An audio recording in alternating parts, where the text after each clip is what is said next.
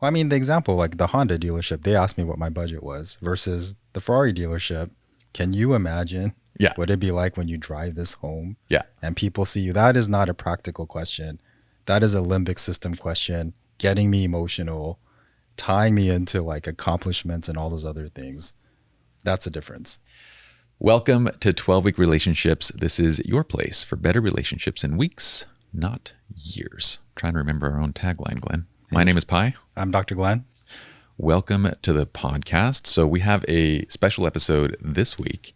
We're actually filming this episode live inside of one of our groups. Well, it's actually not the 12-Week Relationships group. We're filming inside of SLR Lounge.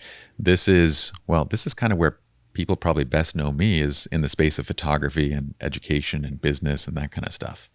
Yeah, this is very, very exciting. We're talking about Grey's Anatomy. So it's like the crossover event of Station 19 and Grey's Anatomy. So we're fusing these two together to make everyone watch both. Now I feel like I'm not as well versed on You Grey's, need to because catch what is up, Station 19? That's a show before. Like that's an offshoot of Grey's Anatomy. Okay. And then they make you watch that show to catch up on Grey's. So if you don't watch that show, then you don't know. I am very behind. I know. You got to catch Grey's. up, man. You got to catch up. Okay. Anyway. I thought you weren't in the know, but no, it's me. It's me. You got to step up your game, man. So today is all about the psychology of sales and client relationships. And I think this is a beautiful bridging topic, because for a lot of my audience, for a lot of the people that follow me, they're kind of wondering, why is Pye now talking about psychology? And what they don't know is that if you are inside of SLR Lounge Premium, or if you've been following our business and premium education, psychology is a huge part of what I actually teach and what I've been studying. So this is this great bridging topic where we can kind of start to pull these two things together and show that psychology and understanding each other and human connection applies to everything that we do. No, absolutely. Everything involves everything. And whether it's a client, professional relationship, friendships, intimate relationships, families, the dynamics are basically similar. And it's just identifying how to make that connection and to get what it is that you want. Yeah. I'm going to use that as a quote, by the way. Everything is everything. Everything involves everything. Everything involves. That's so poignant, my friend. Thanks, man. I have my moments. Okay, so before we get into this, just because we have a lot of people tuning in for the first time, I'd love to give a very brief 30-second elevator kind of, it's not even a pitch, it's just a backstory on kind of how we ended up meeting and whatnot. So for the past 20 years, I've actually been studying psychology informally. 5 years ago, I began a research project that led to a book. The book is not released yet. I plan to release it one day eventually. But you took that book. I gave it to you just to give me some ideas and thoughts. And you ended up calling me 3 days later and saying, we need a partner. Yeah, it was a life-changing experience because, I've been in the field of psychotherapy and no one could ever define what a healthy relationship looked like. Mm-hmm. And so it blew my mind to actually have it in my face and, looking at all the research I did previously to say like, man, this is actually a roadmap that will help people to have successful relationships. Yeah. It blew my mind. Awesome. It literally blew my mind. I'm gonna literally coach you blew on off. that. She had to tape my head back off after that. Well, I remember the first time that you said it, you were, I kind of just thought you were being really nice. Like, oh, Glenn's my neighbor. He's being super nice. And then you kept bugging me about it. Like, no, we need to partner. Anyway, 6 months ago, this is when we kind of first began the process. We began doing clinical trials. You helped me to take this framework for what a healthy relationship looks like and build an entire model of therapy around this, a 12-week program. So that's kind of where we got to in launching 12-week relationships. And now we're going to, well, okay, but what is this? How does this tie back to sales? How does it tie back to photography? And why would Pye be so interested in this subject? And in my opinion, photography is literally psychology, the product itself. No, it is. I mean, just like you're doing a therapy session with somebody, the dynamics of being in that one-on-one interaction, the same dynamic takes place when you're doing a sale. Yeah. From the sale down to, and I want to talk about this first. I want to talk about, you're absolutely right. I'm just saying that the product itself. So when we think about a photograph, the product itself is a psychological product. So I have, this is one of my old childhood albums. Oh, Look at beautiful. this. You guys see the yellow. I actually really like yellow as a color. No, But it's vibrant. I might show one of these. Maybe we'll cut into a close up I think you afterwards. should. But this is. How many of you still have these old school albums where you like? Do they still make these? Oh, I have it. You have these? Oh, I do. Yeah. Yeah. Okay. I'm gonna hold up a photograph right now. This is a photograph of me and my father. For just a moment. So this shot, if you're just listening to this, well, this is a photograph of me when I was like, I don't know, 4 or 5 years old. I'm with my dad. You can see my ridiculously curly hair when I used to have hair. And behind us is this plane. There's even like, do you see that truck that's like, compositionally, it's a pretty horrific photograph. Like if we're talking about this from like a photographic standpoint, the colors suck. The composition's terrible. I think it might be back focused. The image is actually not sharp. It's beautiful. It's focused on the plane, or maybe just everything's in focus. Who knows? But this is kind of the first, I feel like the first mistake that we make as photographers is we look at a photograph and we think of the product as this print, or maybe it is an album, or maybe it's a piece of wall art, or whatever it might be. We think of the product as the medium itself. Or even earlier in photography, most of us tend to think that, I'm opening this thing back up in case you are hearing the plastic. Most of us tend to think of photography as like something technical, like it's the way that we light, it's the way that we shoot, it's all of these things. When in reality, the product of a photograph, what we're really talking about is an emotional anchor point. It's something that takes us back to an experience or memory. No, absolutely. And when it comes to sales, there's a degree. There is on one end of the spectrum practicality, whereas like it's just a practical product, and then there's really not that much emotion involved. Mm-hmm. And then so you can kind of rationalize the product and try to get the sale. On Mm-hmm. the other end of the spectrum, there's a higher order product, meaning that it's not as practical. So you have to get in touch with the higher purpose and meaning behind it. And if you do that with the client, you're able to connect with them on a higher level. Yeah, I'm trying to think of analogies of what that might be. I mean, you could say that on the practical side, a computer, any computer that just helps you to get your job done would be the practical thing that you need to have, right? But specifically having a MacBook or something that's really nice, an Alienware, super nice laptop, Yeah. there's a element of an experience that comes along with that. And you could translate this to cars, right? Yeah. Everybody needs something to get them from A to B. You don't necessarily need a BMW to do that, or a Mercedes, but we want it. No, absolutely. Like when I was doing car hopping with my wife, when I went to the Honda dealership, it was very practical. It wasn't like, oh my God, I have to have this car. It was like, what's your price point and all these other things. And then when I went to like a Ferrari dealership, it was a totally different experience. They weren't asking questions like, what can you afford? They're like, can you imagine what it'd be like if you drove home and your friend saw you in this? And I was like, I can't. Yeah, I could. Wouldn't this validate who you are as a person and what you've achieved? And I was like, it would. So it was, it's a car. They're both cars, but two different experiences because they're on the different ends of the spectrum. Yeah. Now, what if I said this though? You're 1,000% right. But what if I said there is no practicality of a photograph? I agree. It's more of, it's more feeling based. It's more based on a higher order of values and the meaning that it holds for you. But in and of itself, it's not that practical.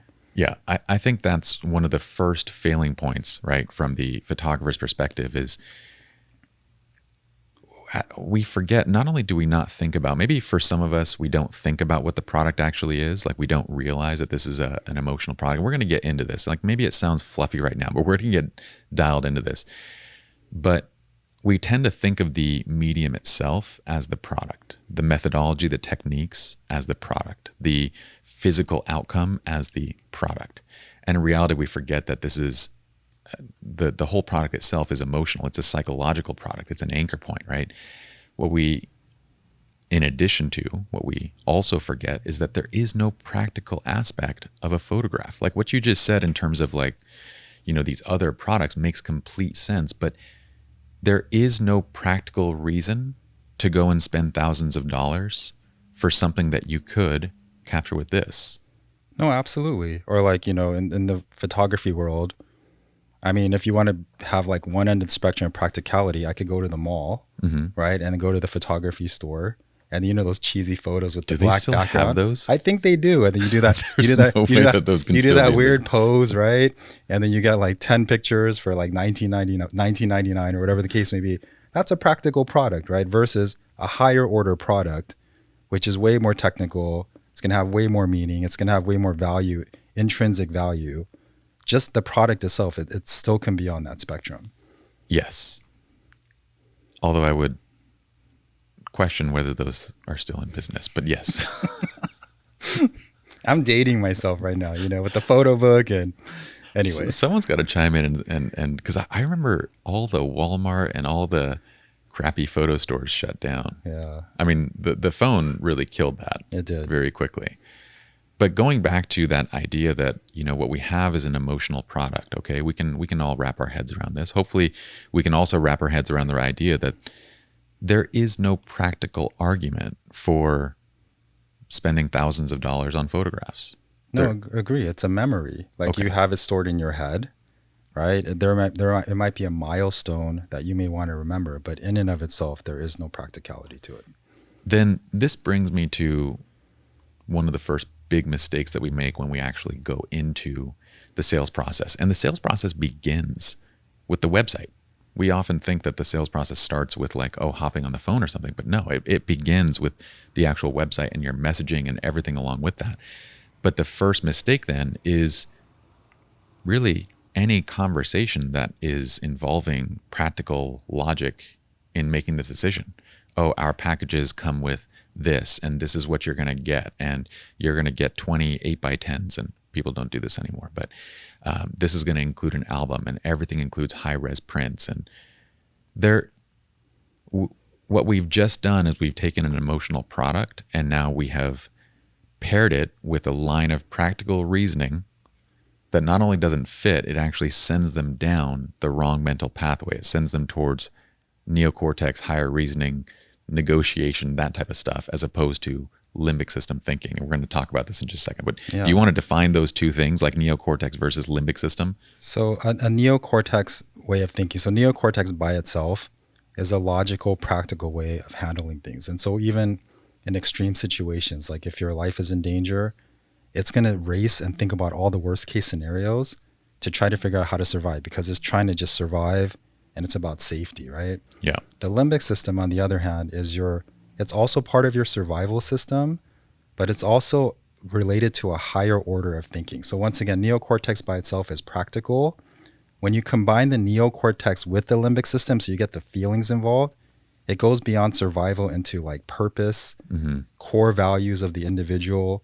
You're looking at milestones. It puts them into that emotional space where then you're relating to them on a deeper level. Yeah.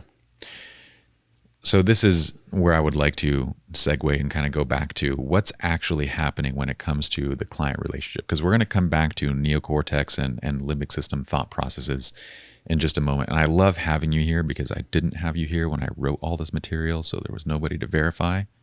But you saw the material now. No, it's pretty accurate. It was pretty accurate. Okay, I just want to put that out. I'm there. validating. It was pretty accurate. Yeah. Thank you. I will take it back. Yeah. Thank you. Real quick, we have some more people tuning in live.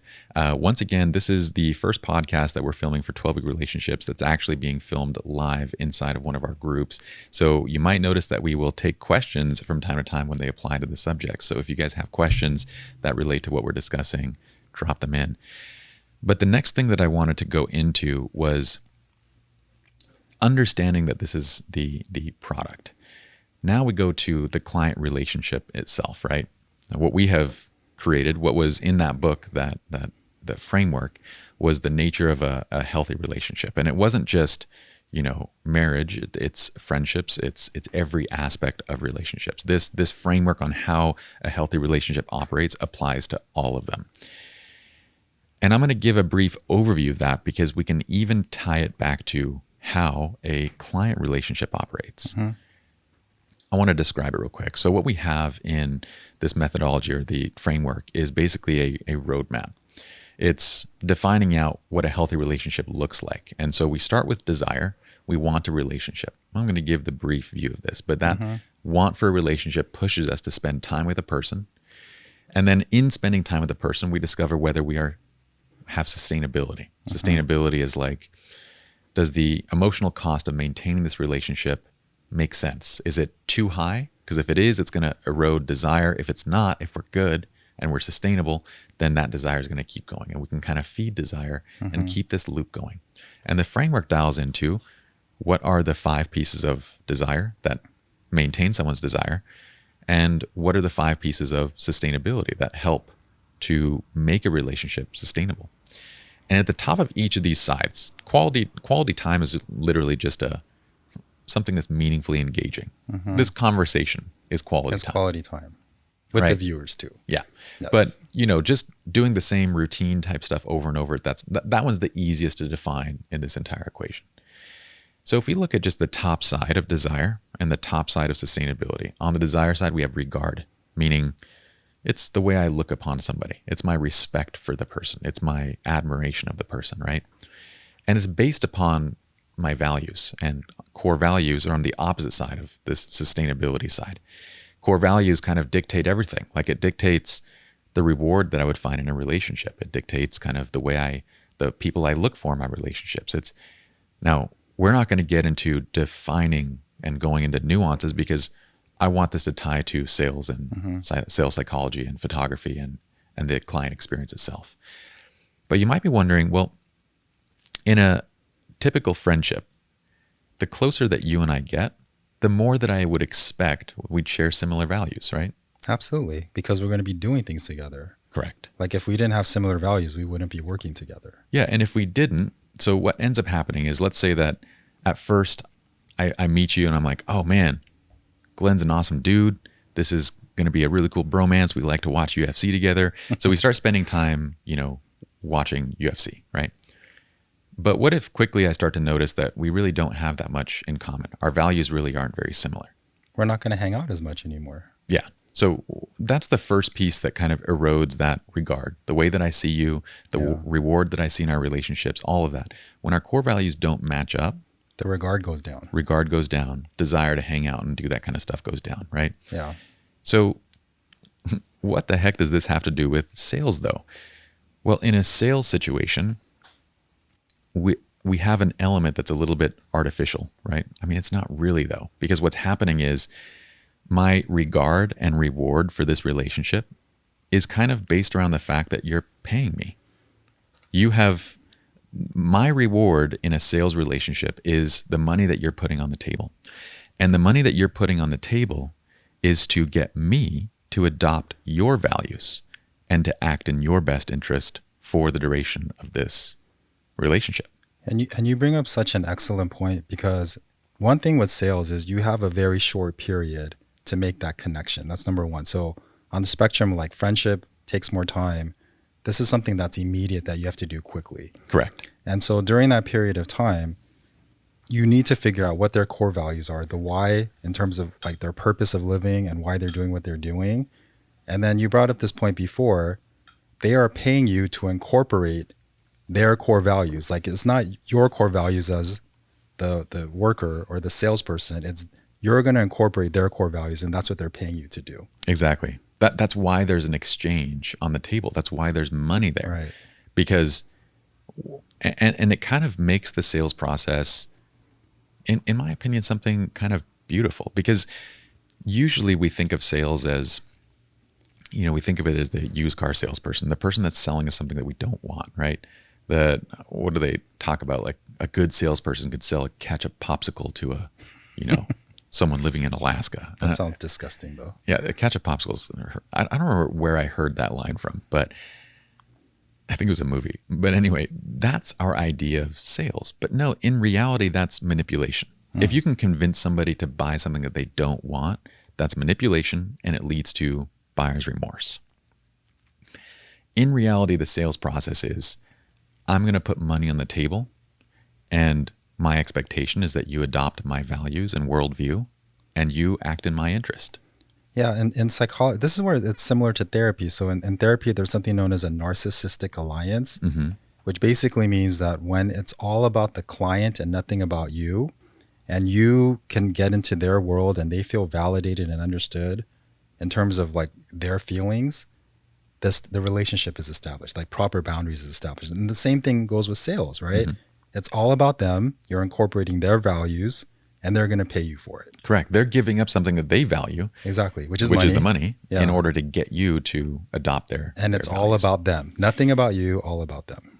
So the what I think is the beauty in this process is when this is done well, and I've told you about this. Like I come home from my client shoots, my experiences, and my clients will spend $8,000 to $10,000 to get me to go and do a portrait session with them for a few hours. They'll spend $20,000, $30,000, $40,000 to get me and go do a wedding, sometimes even more. And not only are they very appreciative of what I'm doing, but after the fact, they are glowing about what we've created and what we've done. And this is the most insane thing to me.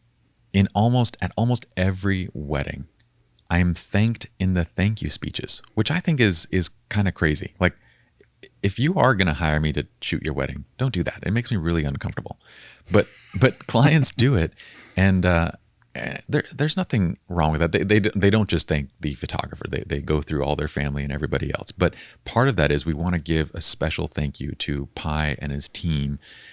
And I'm sitting here going, unlike all the guests and unlike everybody else here, they have paid me $40,000, $50,000 to be here right now.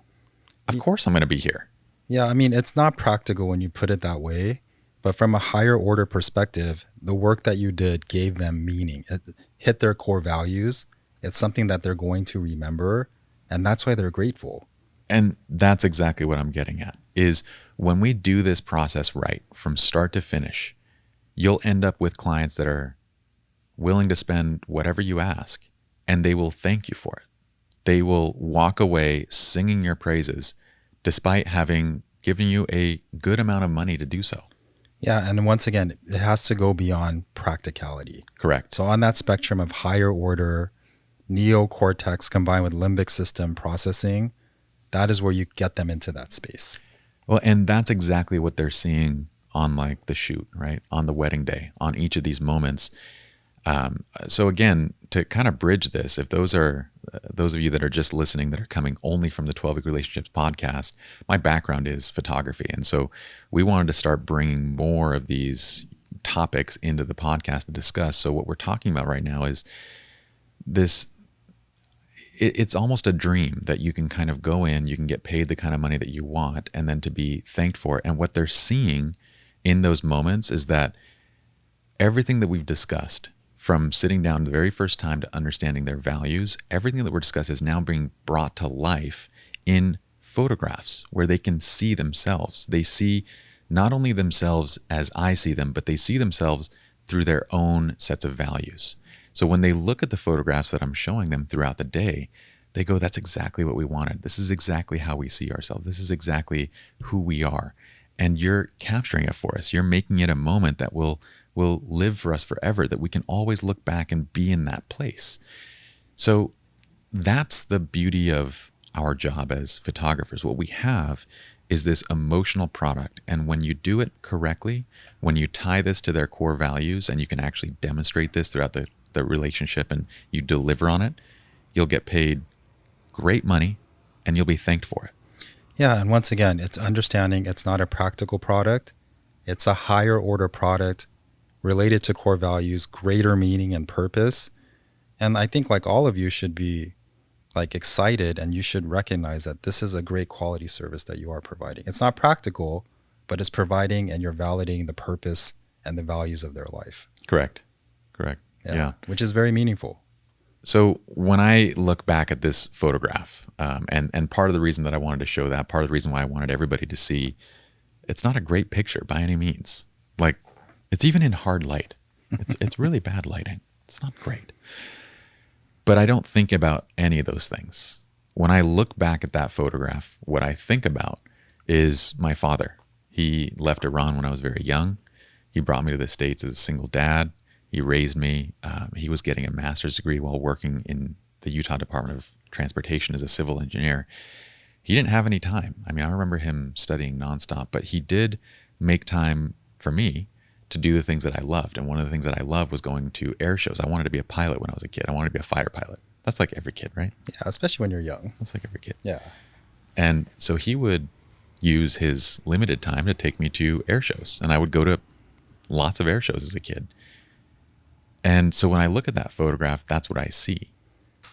And that's where I am trying to convey what it is that we're trying to create as photographers. Because when we tend to look at a photograph, especially when we're looking at our peers' photographs or, you know, our own images, oftentimes we're so fixated on the technical that we forget what we're really there to do and what the product actually is. And you can see these photographers, the ones that are hyper fixated. And I don't even want to say that they're necessarily fixated. It's that for a hobbyist or someone that's passionate, their product in a photograph is the journey in capturing it, right? It's the technical side of creating it. Well, it shows their knowledge and their advanced level, and on their side, the great work that they're doing. But they have to see beyond themselves and see what the customer is seeing. Well, there's a lot of these, and Glenn's not in this world, so I'm just going to call it like it is. There's a lot of trolls that are photographers that know how to be technical. And you post an image and they're going to criticize the heck out of it, despite the fact that it's a great photograph and the clients are happy and whatever it is, they're going to just go to town.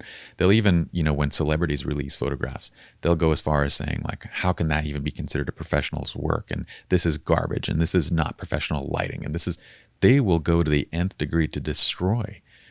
And in reality, what's happening is you're just seeing a different set of values. For that photographer, what they value is the technical because it's their hobby, it's their passion.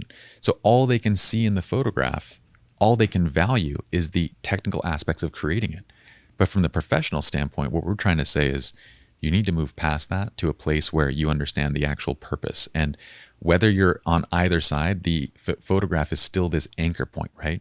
The photograph is either going to take you to the technical experience of creating the photograph, or the photograph's going to take you to the memory and the experience of being in it, or, you know, the story among that day and that image.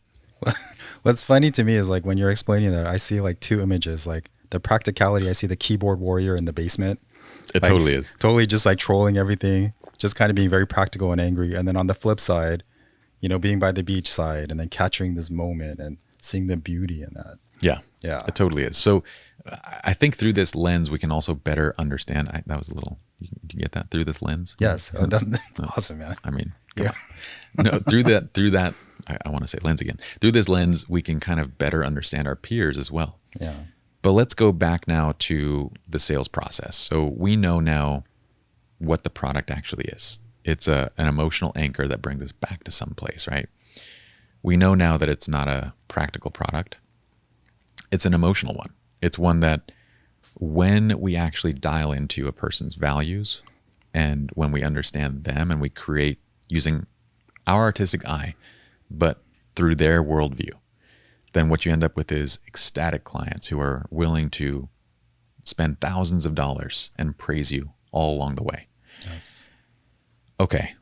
So this brings us back to now, how do we get there in terms of steps? And the first thing that I want to say is knowing what the product is, it is your mission to avoid the neocortex thought processes and to stay in that limbic system. Correct. And it's avoiding practical questions that will take them away from the limbic system. Now, some people might say, if you avoid practical questions, though, isn't that manipulation again? It's not manipulation because if you're not getting to the core of who they are as a person, then they're not going to do it anyway. Mm-hmm. Right? So if you connect with that core and you're able to deliver something that's true to them, then that's not manipulation at all. Yeah. And what I'm saying is practical questions are things like, what's your budget? Yes. Tell me about your timeline. Yeah. What kind of photographs do you think you want? Yeah. What do you like about my work? Yeah.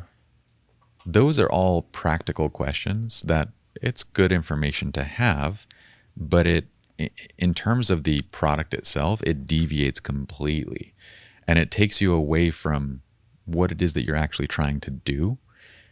And it sends them down this neocortex pathway of like where they have to actually think, oh man, I don't know what my timeline is. I'm going to actually, and this is kind of my budget, and let me go back and let me look at this. yeah. Some of them are Yeah. just downright stupid questions. Yeah. Like when you say, what is your budget? Nobody wants to say anything but zero. My budget is zero. I want to spend nothing for this. That's what I want. Yeah. Well, I mean, the example, like the Honda dealership, they asked me what my budget was versus the Ferrari dealership. Can you imagine Yeah. what it'd be like when you drive this home Yeah. and people see you? That is not a practical question. That is a limbic system question, getting me emotional, tying me into like accomplishments and all those other things. That's a difference. You want to know what's funny? Yeah. If you try to use the emotional process to sell something practical, you have the same exact disconnect. So right now, photographers are using a practical process to sell something emotional, right? And we mess up big time in this process. But if you flip-flop it, you equally screw up. So for example, Glenn, can you just imagine what it's going to feel like driving this Honda Odyssey minivan around? It's going to change my life, man. Can you imagine Yes. how everyone's going to look at you? They're going to be like, you've made it, man. You are the You're probably going to convince yourself not to get you're like, oh shit. Yeah, I can imagine that. And that's going to be, everyone's going to laugh. Oh my gosh. That's not going to be good. No, it's true. It's a good point with my fanny pack and everything. Yeah. Yeah. So let's go get a minivan. Let's go do it. But that's just about the same level of insanity that we have. You can, selling an emotional product using a practical standpoint is just as wrong as selling a practical product from an emotional standpoint. You're there to buy some paper and someone's like, tell me, what do you want this paper to make you feel like? Exactly. And you're like, is this mother effer for I know, real? Like, exactly. what is happening right now? I think I'm going to go. Yeah. What is happening? This is Staples, right? You know, like, So we don't want to ask questions in this sales process that are neocortex driven. When we do this, we're training the client to rationalize. We're training them to basically compare what's logical. And when it comes to photography, what is logical? The only thing logical about photography would be the packages, right?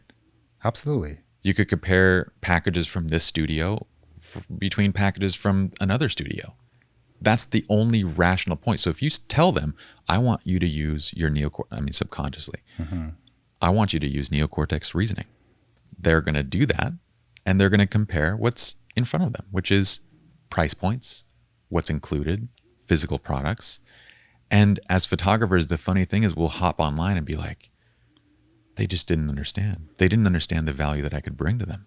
Well, the other thing too is if you think about it, if I'm a customer and I'm looking for, a photographer to catch like big moments in my life, and each person is being very neocortex practical with me. This is the package. This is the package. And I stay in that space. And let's say I go to like 5 photographers. I'm going to lose motivation to want a photographer anymore because the purpose behind why I'm doing it is now it's being killed off. Yeah. You know, it's just becoming this practical thing. Well, I guess it's this price, and I don't want to do it anymore. Yeah. Right. You're also bringing up another good point, which is you start to build an expectation for the way that everybody's going to respond in something, which is going to bring us to a disruptor in just a moment, which is something that we use to kind of bring people back to the limbic system, right? But before that, let's maybe mention a few limbic system type questions, because we mentioned like what not to say. So questions that are good questions would be like, how did you guys meet? Tell me about your family. What do you guys like to do? You know, what do you do as a family? What are the kids' favorite things? Yeah. Or even just like, what kind of, I'm not the expert. I feel bad, but like, what kind of picture, what would be your ideal picture? What would that look like? Or where would you want to shoot this at? Yeah. Ideally. So like you're moving them into this feeling higher order space. I feel like you're reading my mind. We're going to get there. But Okay. see, that one has to get set up. Okay. Because it goes back to that idea of if you just came in and I said, what types of photography are you looking for? that's again neocortex because I haven't properly set it up. If I say, what's your ideal photograph? That's again neocortex because it hasn't been, I haven't put you there. You got to build it up to the core values and then get there. Yeah. I have to start shifting your mind over to the limbic system because you're going to come in. Yeah. We're all going to come into the door, you know, whether it's a studio or whether it's a phone call, we're going to come in on the neocortex side because we're going to be evaluating, is this worth my time? Is this, you know, going to be the right solution? Is this going to be this? And we're there. So we have to shift them over to the other side. So the easiest way, in my opinion, to do this is the process that we designed called the wave. The wave is called it stands for the wall art vision exercise. And it's just a simple sales visualization exercise that I designed to help bring somebody over to limbic system kind of thinking, right? I'm going to go through this. Before we get into the wave, I usually like to disrupt. And a disrupt would be really anything that just gets somebody's attention. So Tony Robbins would say the F-bomb. Yeah. Like there's, it throws them off. I could clap. There's a million things that could be done, but a disruptor is just something that's different. It's something that makes you stop and go, this is not what my current experience has been. So if you have gone from studio to studio and they've talked about things like, oh, we're going to build you a custom package. We're going to do this. Everything comes with an album. All of our pricing is custom. We don't tell you pricing over the phone. You're going to have to come. If this is the typical experience that you've had, then when you come and maybe it's a phone call, we'll do a little role play in a second. You got it. Or we're sitting in person. I'm going to start with something like, Glenn, I'm going to ask you a question that I don't think anyone else has. And it might be just a bit weird. Okay. Okay. So that's as much a disruptor too, right? So at that point, yeah, because if let's say this is a fourth place, I'm just in my neocortex and then the negative space is coming in. Oh, this is going to be another thing. I'm not even going to be looking forward to going in. Mm-hmm. So for you to do that, automatically it's shifting my focus. Yeah. And if we were on the phone and you were like, let's say you're calling me and you're just hounding me about price, why don't we actually start the role play with that? Okay. So again, going back, what I know is that the sales process is you paying me to adopt your values. Correct. What I'm going to do is use a process to actually uncover those values. Okay. And then I want you to analyze what we're about to do. Okay. So, all right. You got it. Ring, ring. Brr, hello. That's a good ring, no? It was better than my ring. Thanks, that's man. for sure.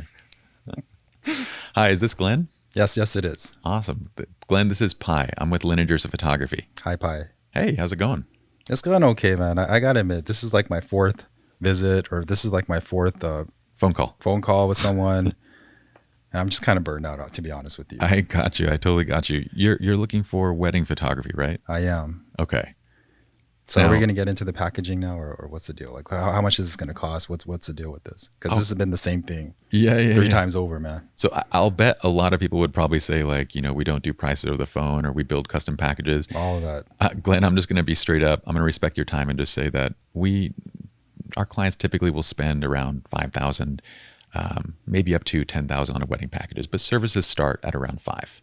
Okay. But if you have 5 minutes, I kind of want to ask you honestly, kind of a strange question. It might be a little bit different, but it's going to help me to better understand you. Do you have a minute? Yeah, you said 5 minutes, right? Yeah, at 5 minutes. Okay, yeah, I got 5 minutes. Okay, perfect. I'm going to set a timer just so at the end of 5 minutes we'll end the call. I appreciate that. Awesome. So Glenn, like I said, this is going to be a bit strange, but I'm going to ask you to imagine a spot in your home where you might hang a photograph. It could be a piece of wall art. It could be, a print. It could be anything. Just imagine a spot. Okay, you got it? I got it. Okay. What spot are you thinking about? So it's near the kitchen where there's like a sliding glass door, and then it's like on the living room side. Awesome. Yeah. Okay. So hold that spot in your mind. Okay. And I'm going to say, let's imagine that spot's a couple feet. It doesn't have to be exact, but is that about right? Maybe 2-3 feet wide? Yeah, it's about right. Okay, perfect. I'm going to do this. I'm going to say, Glenn, from your shoot, and did we actually say this was a wedding? Wedding, We said yeah. wedding. Yeah. Okay. So from your wedding day, we're going to capture thousands of photos, but from your wedding day, I'm going to let you only select one. And because this is in that spot right next to your living room, I imagine, do you live in a 2-story home? I do. Okay, I told you this was going to be a weird set of questions, right? Yeah, it is, man. It's getting. I'm like thinking about my house, like all these things. But anyway. Okay, so look, you're going to walk downstairs each day. You're going to see that photograph. I want you to imagine hanging that photograph on the wall. And that's, you only get one, right? Okay. Only one from the wedding day. I'm going to give you one other limitation.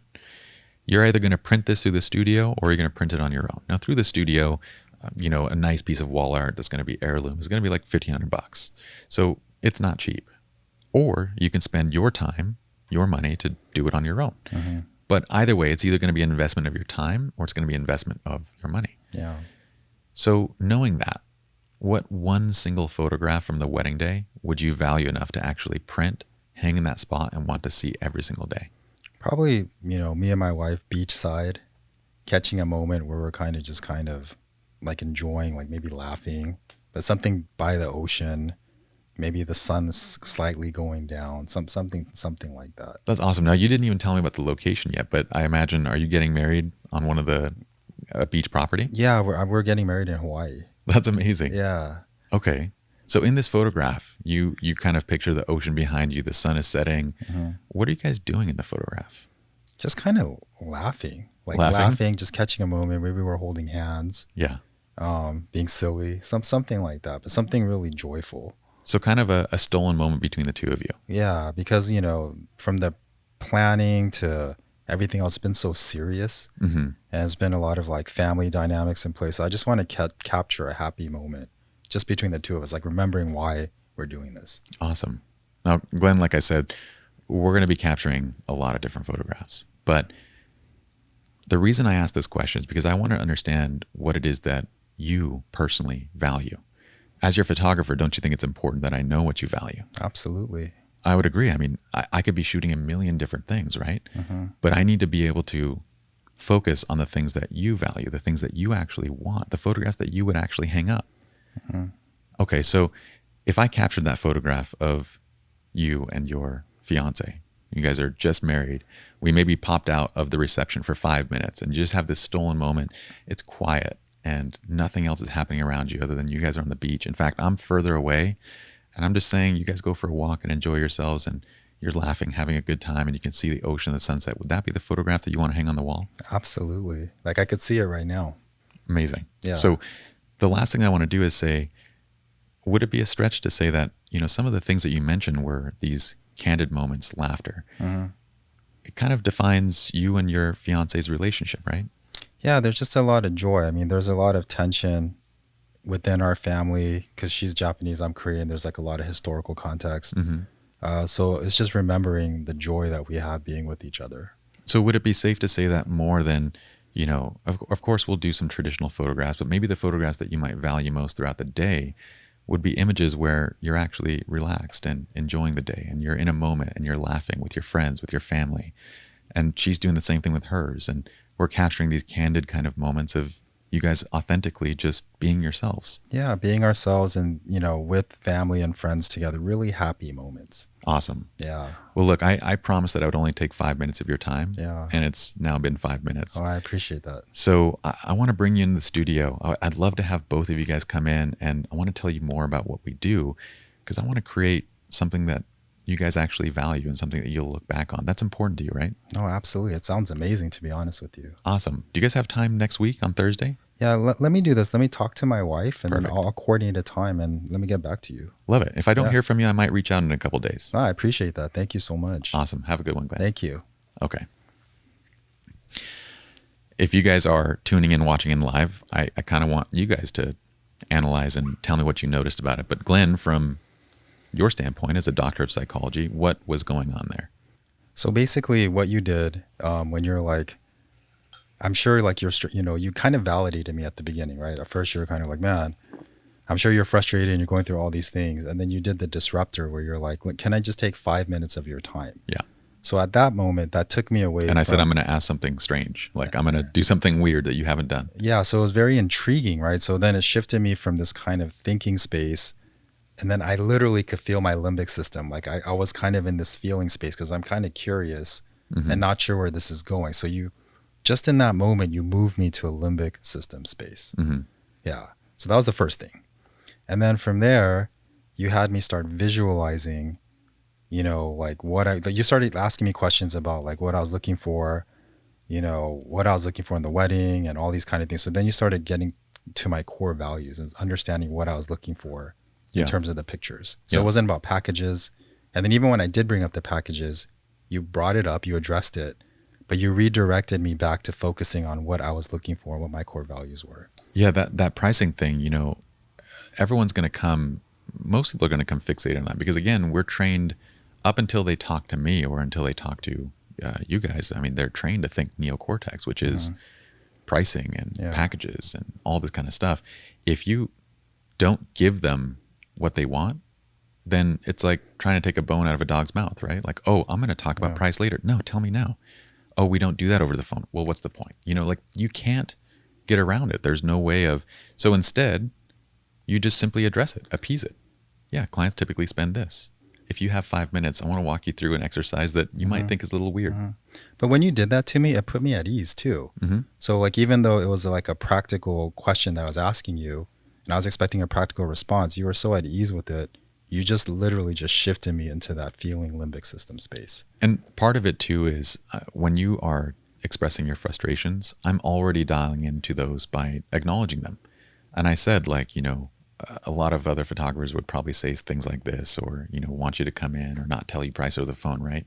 And you're like, yeah, it's so frustrating. Look, I'm going to respect your time.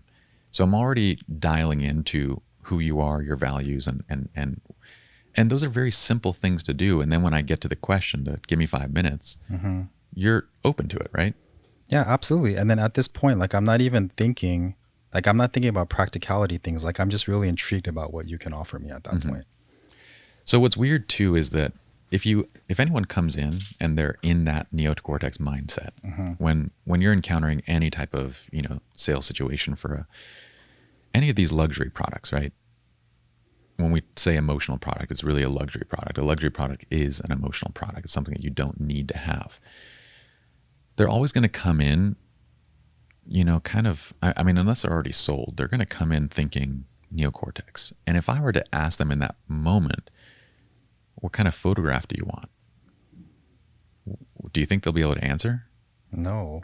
And then I'd be like, I don't know. I would just probably still be irritated. Yeah. Yeah. You for sure would be. Yeah. It's like, well, here we go again. That's your job. Aren't you supposed to like figure this out? Like, what is this, man? And then I would just go through the same recycled, mentated thoughts. Okay, give me the packaging. What's your price? And this, I would just stay fixated on that. Totally. Yeah. But if I can, and that's the purpose of taking you to a place where you're actually visualizing, because even though that this was a role play, you were actually thinking about that spot, right? I literally was. Okay. Yeah, I was going back, and I could literally see all the images coming up. So the purpose of asking and going in that order, in that process, when I designed this, I needed to create something that would do several things. One was we had to hold them in a state of visualization so that we can actually get from them. Like you described a photograph almost perfectly, right? But if I had asked that question at the beginning, there's no way you would have gotten there. No. So first thing first is you literally just shifted me into the limbic system space when you're like validating me.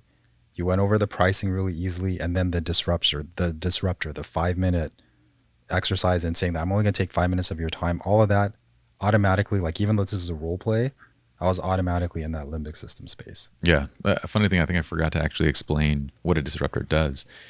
I clapped, I did that, but what ended up happening was if you guys were actually paying attention to the podcast or you're watching, as soon as that clap happened, you probably got just a little bit more engaged for a minute. If I were to drop the F-bomb, you'd probably be like, whoa, what's about to happen next? A disruptor pulls somebody back to presence. So when I ask the question, I'm going to say something, I'm going to ask something you might find a little bit strange. It deviates from your practical experience, and so it pulls you back to presence. And you go, I wonder what he's going to say next. It takes me away from my own thoughts. Yeah. It gets me out of my own head immediately. Okay. Yeah. Now I want to analyze this from a photographer standpoint, because from a photographer standpoint, what the wave just did was it actually not only defined out that exact photograph. I know what photograph I need to go capture, but it also laid out some of the things that are most important to you. Like in that moment, you could have chose anything. And you're imagining your wife, Aki, right? So in that moment, you could have described any photograph. But I'll bet the photograph that you actually described was one that you either have or that you do actually want to have, right? No, absolutely, because all of that was true. There was so much tension during the time of the build up to the wedding Yeah, that moment was just like the happy moment of like, oh yeah, this is why we're doing this. correct. Yeah. And so in that description of a single photograph, you didn't go to, you know, I want this to be about the family, or I want this to be about, we're riding in on an elephant, or no, that's not possible now. It's only a horse now. But it wasn't about any particular thing. It was just about the two of you and being authentically you in that moment. And that ties to, again, your value set. So when it gets to actually discussing the timeline, when it gets to actually planning the shoot itself, I now have a roadmap to the pieces of the day that are most important to you.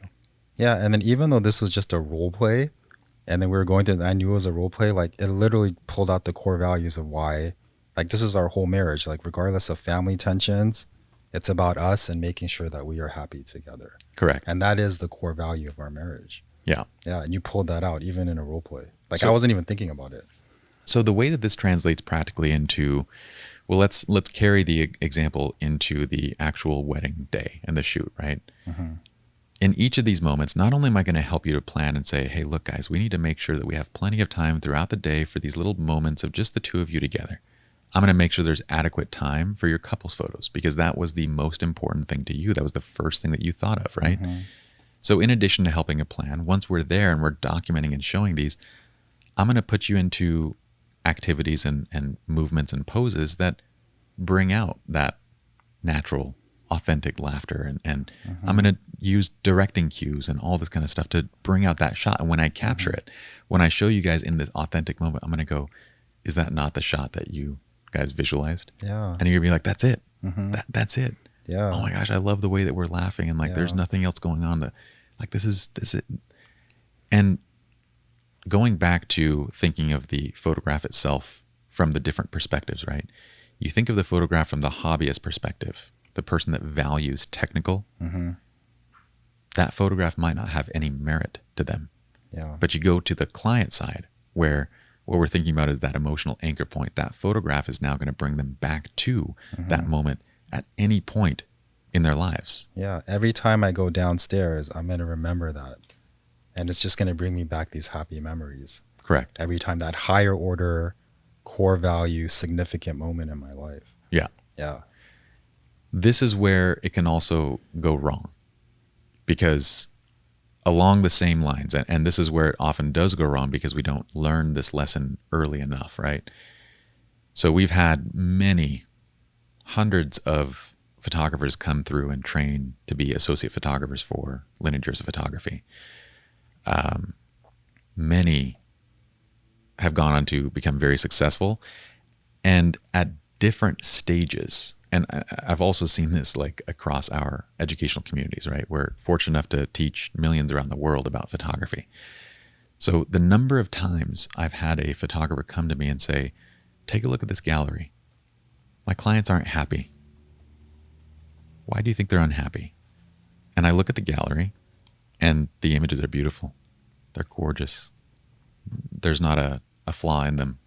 Even from like, you can look at them technically, you can look at them from a expression standpoint. The expressions even look good. Everything looks fantastic, but the clients are unhappy.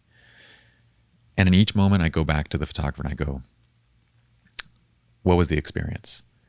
What was happening when those photographs were being taken? And in most cases they don't know, but in some cases they do. And in some cases I get to actually talk to the clients, and it's always the experience. It might be that, they were running late and the makeup and hair didn't go the way that she wanted it to, and she hates the way she looks. And you never addressed it or spoke about it or found it out or anything. So when she looks at the photographs, that's what she sees. And for him, it just might be a stressful day. He doesn't want to be there. He's been hounded the whole time, and now he's there. And you're kind of just paying attention only to her. And so when he looks back at the photographs, he just is reminded of a day that was not enjoyable. And it could be something you actually said. Like maybe you tried to make him aware of expanding the chest and you said, oh yeah, your belly's showing a little bit. I want you to puff up your chest. From that moment on, he thinks of his belly. Yeah. Or maybe you didn't connect with them and that you don't know their value. So you're just moving from one place to the next. But what they're seeing when they look at those photographs has nothing to do with the technical. It takes them back to the experience. It doesn't go to that higher order level of experience. Like even when you're talking about it, I could look at my wedding. I don't have any like it wasn't bad, but I don't have like any positive memories with the photographer because it was just a routine of like, we're going to catch this, we're going to catch this, we're going to catch this. Versus like when even in this role play, I'm like, man, I wish you would have taken photos of my wedding. Yeah. Yeah, because you would have caught the moments that I would have really wanted. Yeah. And I also would have been there, like, my job is to be an advocate, right? To know what it is that you guys value. And there's going to be all sorts of vendors and people and all the relationships that are already around you that are going to pull you in different directions. Yeah. And it's my job to kind of step in and say, we need to plan for this, or we have planned for this. Let's go and do this. These are the things that you guys find important. Yeah, and I think that example that you gave is so significant because on a technical standpoint, they may be like, wow, these are amazing pictures. But to the consumer, it has no memory or value whatsoever. Mm-hmm. They don't care about the technicality. They're caring about the milestone and the significance that they wanted to catch. Yeah. So to go back to your point, it still is connected to the higher order. I mean, either way, it's a limbic system. It's an emotional product. Right. It either ties you back to an unhappy memory, or it ties you back to a happy memory. Yeah. And the only difference between whether you're going to love the experience and it's just that experience itself, what does it tie you back to? Your core values. Mm-hmm. Your core values, your experience, and what you want to live. So I'm going to give an example of a recent shoot that I had. We had a bit of a miscommunication on both sides. And we ended up kind of planning this very elaborate shoot. And the client's budget wasn't quite like, it was a weird series of things that kind of happened. And both of us were at fault, basically. But we had kind of planned to do education around this shoot. And because of that, we offered a certain price point on my service that is normally not available unless you're doing education. When we finished the shoot, they said that they didn't want it to be education. And we'd already filmed it. We'd already done everything. And it was a very odd and unusual thing, right? But they're still clients. And when we came away from that, there was a problem that had to be resolved. But the only thing in my mind the entire time was protect the experience, protect the experience, protect the experience. Like, we had just gone out and we'd spent, almost a full day with this couple. It was an incredible day. The photographs that we created, they absolutely loved. I mean, they're blown away by the entire experience. And then there's this one thing that needs to be resolved, right? But in resolving that one issue, you can mess up the entire experience.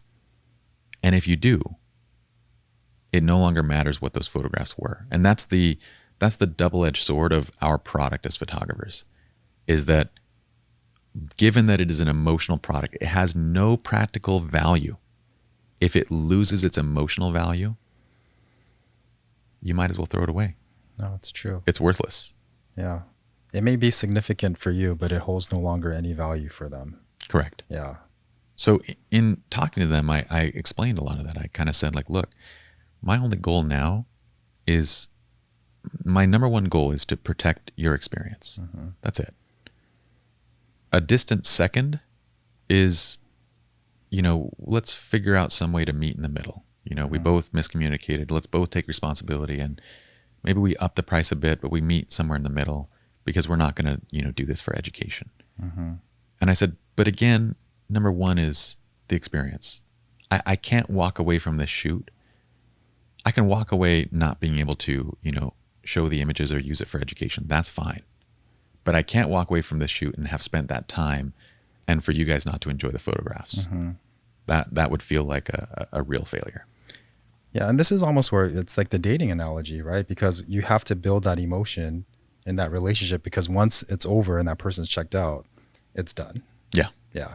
Interestingly, to a photograph is that it kind of goes back to that idea of there is no practical component of that photograph.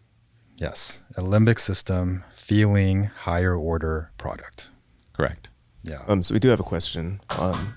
If after the entire process of talking to the client and you offer to either reach out or they say they're going to reach back out to you and they don't respond. We have a question right here. How long do you wait before you follow up with them? So going back to like, how does psychology play into this? Well, there's the idea of reciprocation, right? So it kind of makes sense that, you know, maybe you follow up once, maybe twice, but if they're not reciprocating, then you move on. In relationships, if you continue, You're going to just look desperate. Or you're a stalker, one or the other. You got to have some self-respect, man. You got to know when to close it off, man. So again, it all applies. So yeah, I mean, you want to follow up once or twice, but if they're not getting back at you, it's time to kind of put your resources on a different lead. The other side of this too is one of the things that happened during the visualization exercise was that at several points along the way, I was actually dropping anchor points. Yes. And then I think actually you dropped 3 anchor points because one was a disruptor. That was an anchor point, right? Then you had me do the visualization. So that was a visual anchor, right? And then the third thing that that you covered, which is covered in research, which is basically the directive anchor, when you're like, this is something that you really want, right? And I was like, yes, this is something that I really want. So when I kept saying yes to you, that was a directive anchor. So now you have me on 3 different anchor points, keeping me in this limbic system state along with my neocortex. And then this is what was done in studies. Like when you give me the directive anchor, once you get to that point, now my gut is like, now you're getting that kind of like instinctual component inside of me, which is all part of like the endocrine system, or people like in yoga, they call it the third eye. I start to experience like something higher order, like a spiritual experience. And then once you do those 3 anchor points, I'm already in that space. So I could literally, like even now, do this role play, like I'm still seeing the wedding, even after like having different discussions, like it's still staying with me because it was this higher order experience that it's still with me, even though it's a role play. Yeah. Yeah. Every time you talk about spiritual experiences, I still think of Captain America catching the Warhammer. Yeah, you mentioned that. That was a spiritual experience for you. That was probably the greatest spiritual experience for me. That was the greatest anchor for you ever. Yeah. Avengers Assemble. So this is an extension of the question that I have personally. Yeah. Is that if they ultimately do decline, it's not a good idea to keep trying to change their mind. It's just time to move on. No. I don't think it's ever a good idea to change someone's mind on anything, whether it's a relationship, a sale, or anything like that. Yeah. If they've decided, they've decided. But the likelihood, so those anchors that we had just discussed, the ones that you were describing, every time Glenn was agreeing with one of those anchor points and out loud, he was saying, you know, yes, that is important to me. Yes, you knowing these things is, yes, that is the...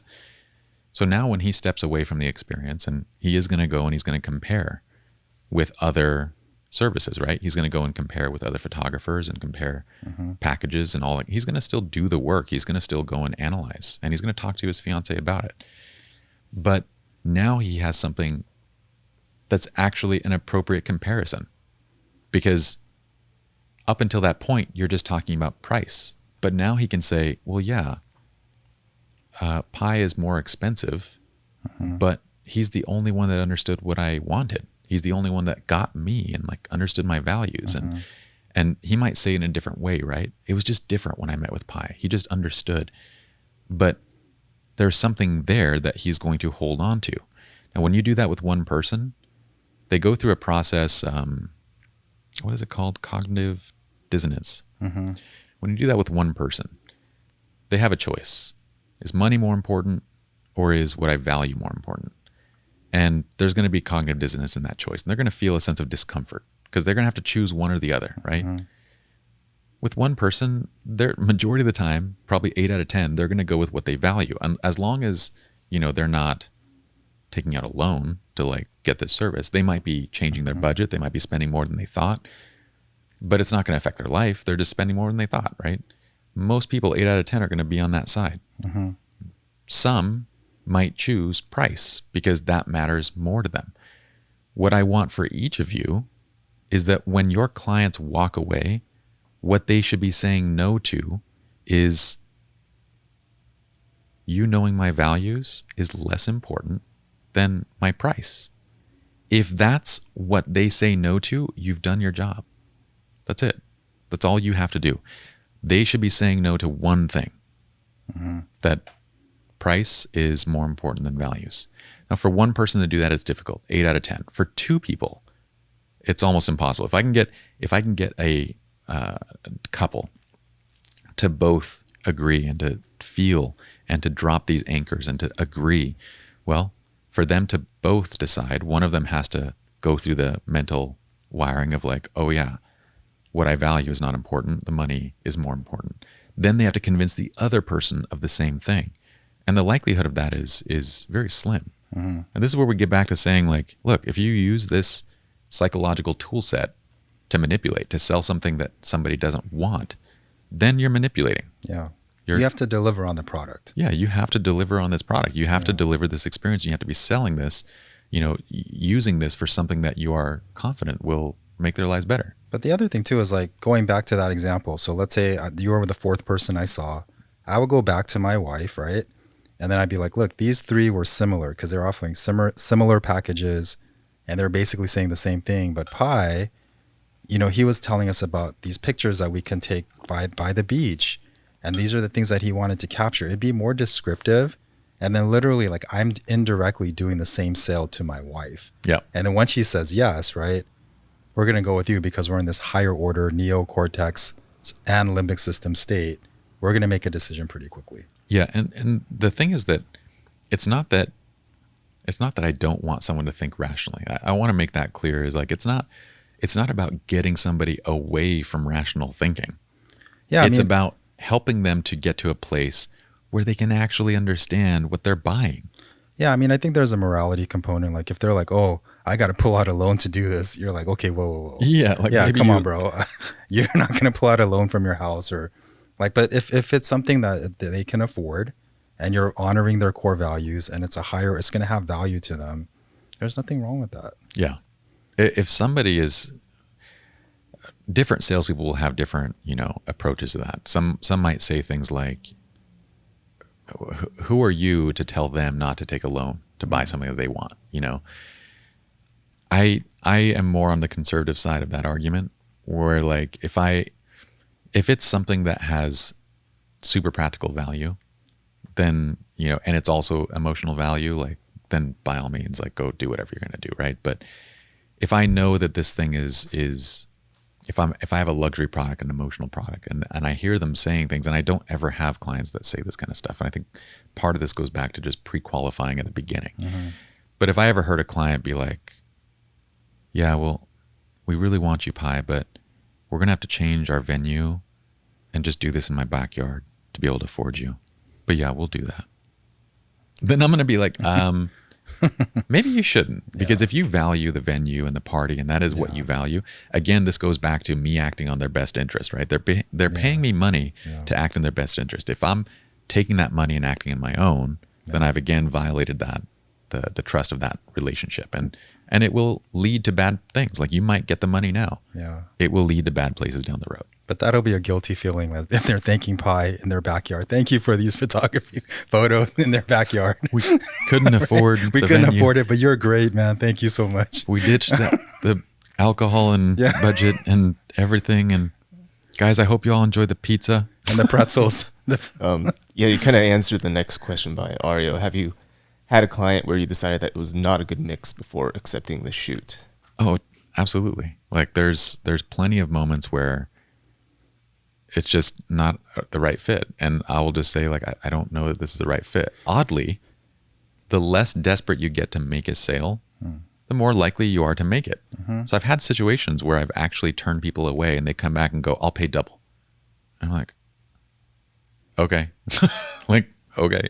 Yeah. But I've said, in most instances, I'll say like, this isn't a good fit and they'll go somewhere else, Mm-hmm.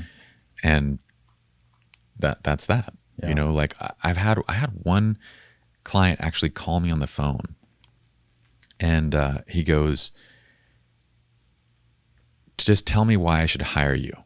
This was this very first question. Mm-hmm. Like I literally hop on the phone. My studio manager goes like, you got to talk to this guy real quick. And he goes, just tell me why I should hire you. And I go, well, you shouldn't. Mm-hmm. What do you mean? And he goes, well, I just want to know like, what makes your photographs so special?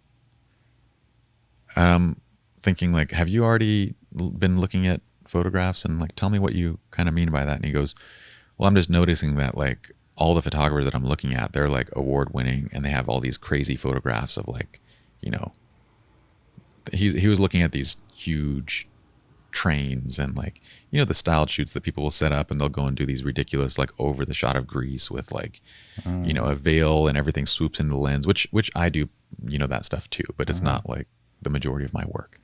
But he's comparing it to those kind of, you know, I want somebody that goes and shoots award-winning images. And I go, I think you've already found the right person for that. And he goes, how do you know? And I go, well, you're probably thinking of someone right now in particular. And he goes, yeah, I have 2 on my mind. I go, yeah, you should go hire them. And it was a 3-minute call and it was done. Why would I make that client has a value set that is so dramatically different than my own? I can't adopt that value set. I don't believe that it's my job to go out and start creating photographs just for the sake of being published or winning awards. So for me to take on that client, I'm putting myself in a position where I'm going to fail. Yeah. Yeah. If you cannot honor the core value that this person is looking for, then they have to move on. Yeah. But also like the way that he was approaching the question, it was very limited. And it was just like, you either fit this box or you don't. And then personally, like that would just be a difficult situation to work in. It was very confrontational. Yeah, and I was kind of like, I'm good, dude. Yeah, like go do your thing. That's okay, go hire someone man. else. That's okay. Yeah.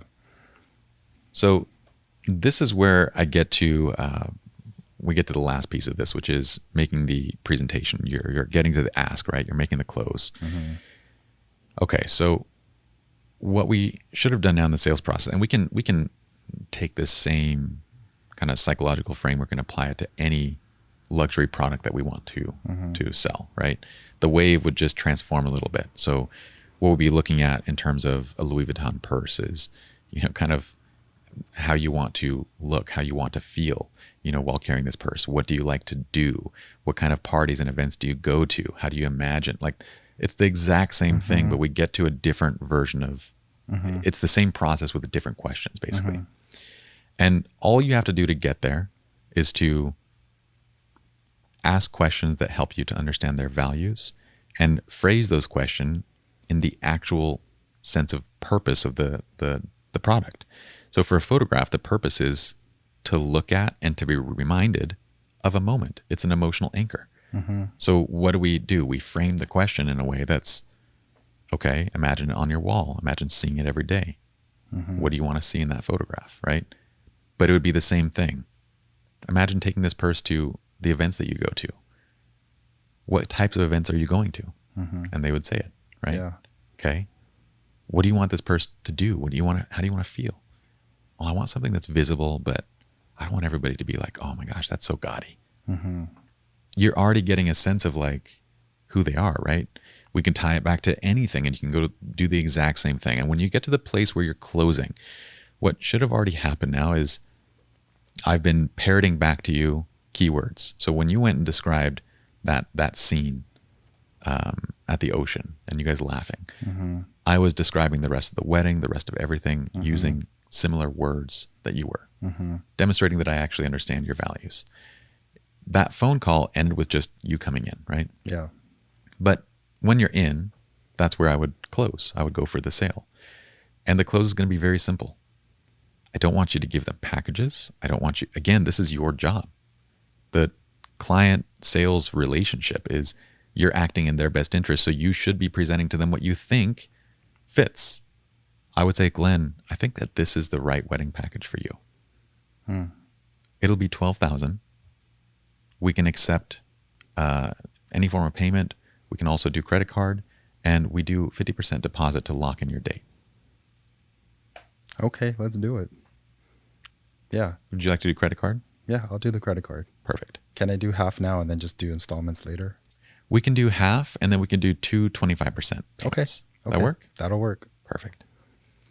So I'm going to make the ask and just stop talking. That's the big thing there. Stop talking. Yeah, because if you're talking, you're coming off more insecure. Yeah, every additional thing that I say is going to worsen my position and show a potential disbelief in my product, right? What am I going to say? Glenn, it's 12,000. Is that okay with you? Huh? What? Well, no, it's not okay, right? Yeah. Let's lower the price. Am I just going to present it? Glenn, the price is 12,000, but we can talk more. What? Yeah.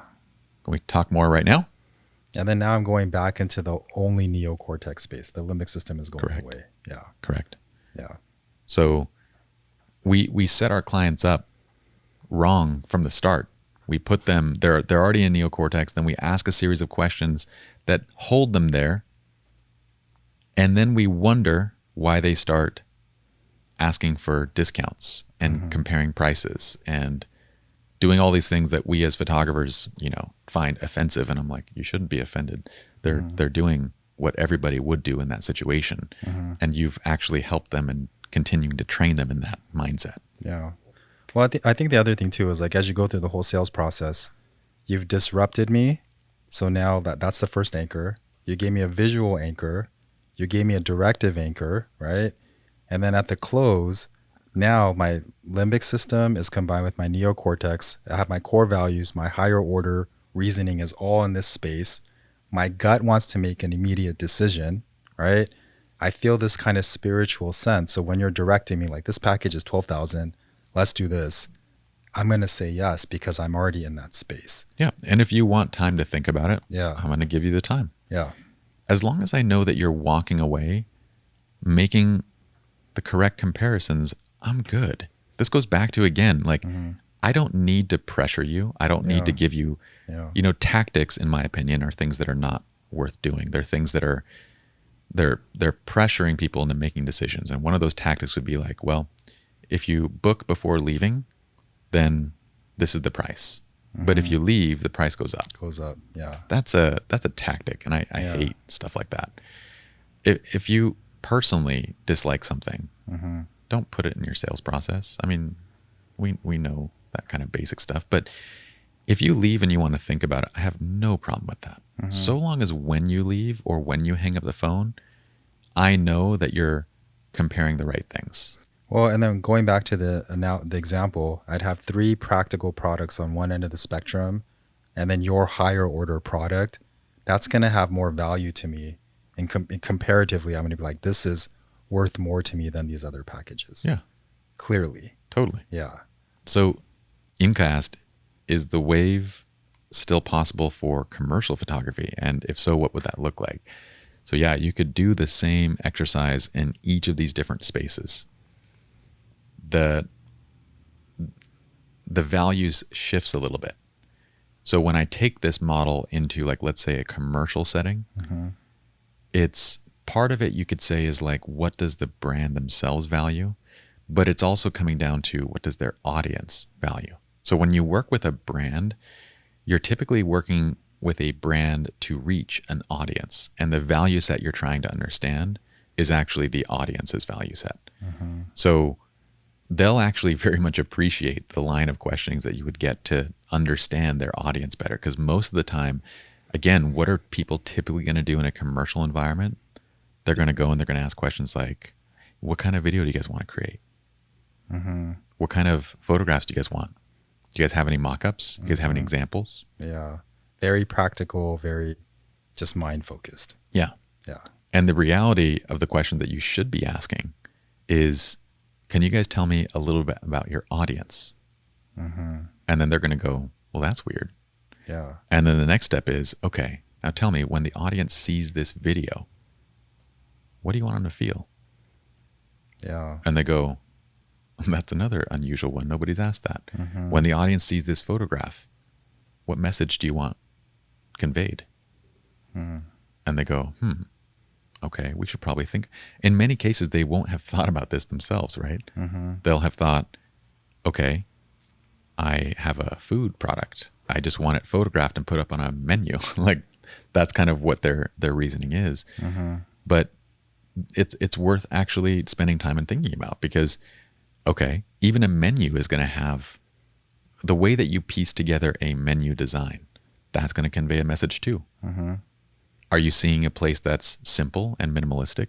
Is it a place that offers lots of different options?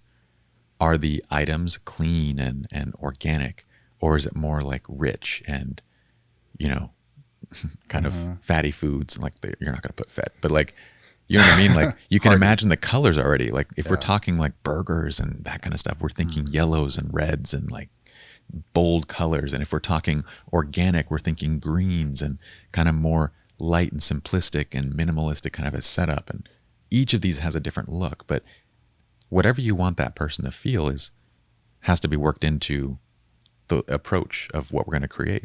That's a great point. Whether it's a menu, whether it's commercial, whether it's couples, whether it's an individual, it all just goes back to the core values. Yeah. The values of the person that's actually using the product. Yeah. Or even the company's core value products and their audience. Correct. Yeah. So the same principle applies on all scales.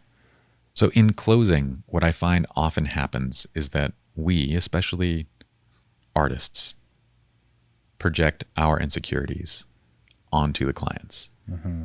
And I see this all the time. And this is, again, there's so many crossovers between like a relationship framework and the way that we do sales and business, right? Because in an actual relationship, how often are we projecting our issues onto the other person? All the time. That's called countertransference, right? People transfer their issues onto you. It triggers issues inside of you, and then you transfer it back to that individual. Yeah. Right. So if you're in that sales space, then you may transfer feelings of insecurity and doubt. And maybe this product isn't worth the price that I'm offering. Like all these even though you're not saying it, people can feel that if you're holding that space. For sure. Yeah. As soon as you say something like, the price is this, but we can talk about it. Yeah. You've done that. That's a countertransference. You've just transferred your issues onto them. Yeah. And as soon as you question and go, well, nobody's going to be willing to pay that in my area. That's again a personal issue. Yeah. If there are some cases where it's like, okay, I live in a place where there's just not enough people wanting a luxury product. That's possible. But then you just market to a place that does have the number of people that you need to sustain a business. Yeah. So it's very easy in the closing process to get your own insecurities wrapped up into the way that you close and to not present strong.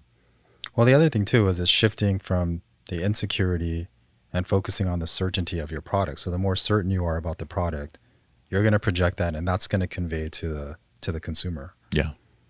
One of the easy tools and tips that I kind of give in this space is just learning to actually appreciate objections.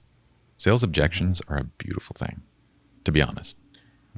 And this isn't just me like bullshitting anybody. This is when somebody says no to something, or when they say that's too high of a price, or when they say whatever it is, whatever objection that they might have, that's a wonderful place to be, because what they've just done is placed one of their values on the table, right? The scary part is when they say yes to everything, but they actually mean no. Yeah. That's what we do to our parents, right? You're like, yes, yes, mom and dad, but deep down you're like, no. Yeah. Yeah. Or anytime you want to get out of a social situation and someone's like, dude, you better be telling me that you voted Republican last week. I'm assuming that you're like in Huntington Beach or something, you know what I mean? Like, nobody gives a crap how anybody voted. Okay, I don't give a crap about how. Do what you want. Yeah, it's your life. It's all good. But when you're in that situation, you're probably not going to object. You're going to use your yes to get you out. No, absolutely. And I think, in psychology, they talk about like your assessment. The quality of your assessment when you get to know the person, that will emphasize the quality of service that you're going to provide. And I think similar in sales, the quality of your sale is reflective of the quality of the service that you're going to provide. They go hand in hand. Yeah. That's why you have to have so much confidence and certainty in what you're doing, because that is what you're sharing with the consumer. Absolutely. Yeah. And again, it goes back to, if you don't believe you're acting in their best interest, you aren't. Like, you're not. Yeah. If you can't believe that you have a good product, that paying for this is going to be worth their while, you shouldn't be selling it. But I think the other thing too is, I think insecurity comes from taking a higher order product and reducing it to a practical product and trying to make sense of it. So when you're doing that sale, that's where a lot of the insecurities come out, because you don't know your product. Well, I think that's the critical piece for artists especially, because if you imagine too, if we looked at artists and creatives as a whole, we would find a lot of similar characteristics. Probably a lot of us have had experiences where we were told that we weren't very creative. We were told that our artwork wasn't that good. We were told that, well, we just wanted people to appreciate the work that we created. We seek it, we crave it. You're talking about people that are inherently, most creatives are going to be a little more sensitive than others. They're going to be more emotionally in tune to what's going on around them. And most of them are going to be hyper aware of any form of rejection or validation. When they're going to crave validation because that tells them that they're on the right path, right? This becomes a scary dynamic when you start saying to the creative that you need to learn sales. But that's the bottom line, that as a photographer or as any form of creative, you have to learn the sales process, not because, one, obviously you need to make the sale, but two, because the sales process itself, when done correctly, when done from the standpoint of values, actually makes you better at what you do. You walk out of a meeting going, I know exactly what they want. I know exactly the images I'm going to create, the artwork I'm going to create, all of it from that understanding. But you have to train the person that is inherently kind of insecure and needs validation. No, absolutely. And then it's just remembering the quality of the sale will reflect the quality of the product. Yeah. Yeah. And basically, once again, I think that when you're seeking validation, you can't look at it from people that are in a practical standpoint. It's got to be people that understand that these are high order products. Yeah. Yeah. I think that is it for this episode, Glenn. I think so too. Okay. So we're going to wrap the episode. And once again, this is one of our first live filming episodes where we actually film live inside of one of our communities. But for those that are new to the 12-week relationships platform, it's a platform for individual and relationship coaching through Dr. Glenn, a place for better relationships in weeks, not years. And you can learn more by going to 12weekrelationships.com. But that's it for the actual podcast episode. We'll see you next time. Thank you so much.